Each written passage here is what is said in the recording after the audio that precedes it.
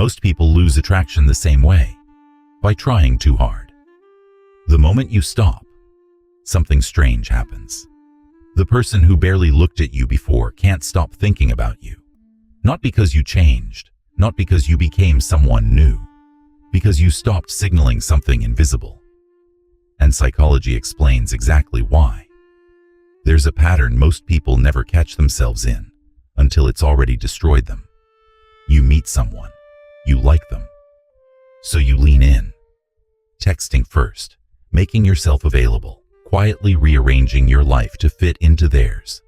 And the more you give, the further they drift. So you try harder. You tell yourself, maybe I haven't been clear enough.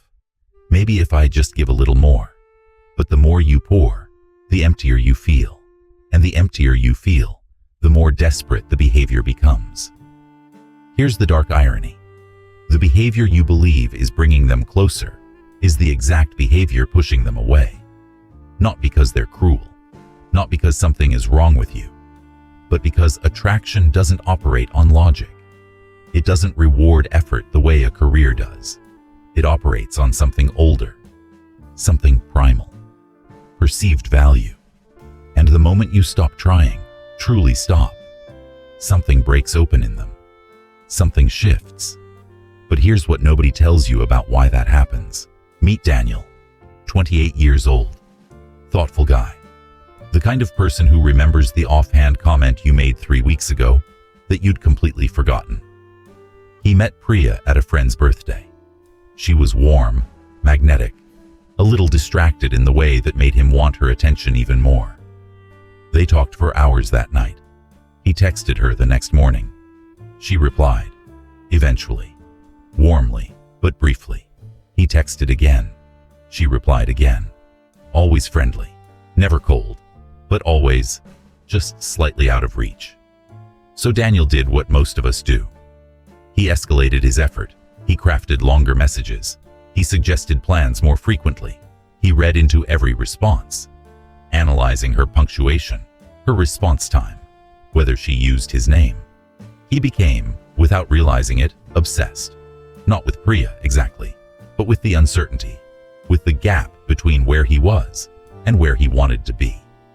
3 months in, nothing had progressed. He was exhausted. And one day, not even as a strategy, just out of pure emotional depletion, he stopped.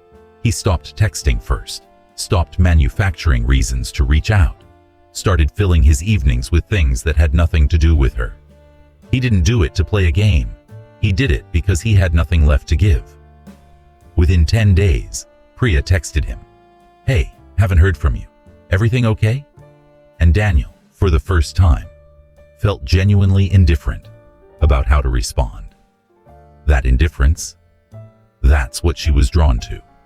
That's what had been missing the entire time. What Daniel accidentally stumbled into has a name in psychology. It's called reactance. When people sense that something is being withdrawn, access, attention, presence, they instinctively want to reclaim it. It's the same reason you want the last slice of pizza more when someone else reaches for it. It's the same reason a sale ending tomorrow feels more urgent than a sale with no deadline. We are wired to want what feels scarce. But there's a second layer here, and this one is even more important. When you're constantly pursuing someone, you are unconsciously communicating something to them. Not in words, but in behavior. You're signaling, I have assessed you and decided you are worth more than me. You are the prize. I am the one who must earn. That signal registers in the other person's nervous system. And even if they like you, even if they consciously think you're great, something in their subconscious begins to calibrate, begins to agree with the story your behavior is telling.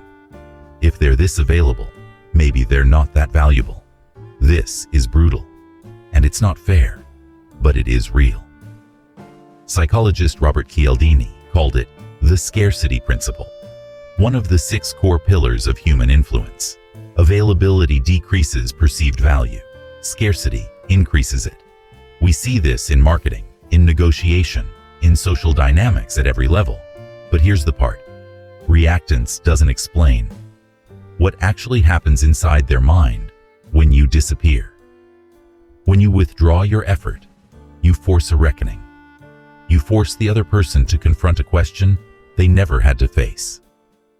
Do I actually want this person, or did I just want the option of them? A lot of people discover something uncomfortable when the chasing stops.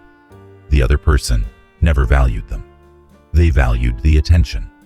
They valued having someone in orbit.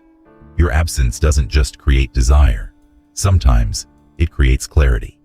And that clarity is a gift, even when it hurts. That brings us to what psychologists call the Zeigarnik effect. Bluma Zeigarnik found that the human mind obsessively fixates on incomplete things.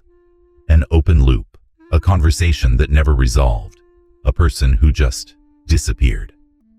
Our brains aren't designed to leave things unfinished. They pull us back toward incompletion compulsively, almost against our will. When you stop trying, you don't just become scarce. You become an open loop in someone else's mind, and they cannot close it. But here's the part that changes everything. And most people get this wrong. They hear "stop trying," and they think strategy. They think, I'll pull back for a week, make them miss me, then come back stronger. That's not what this is.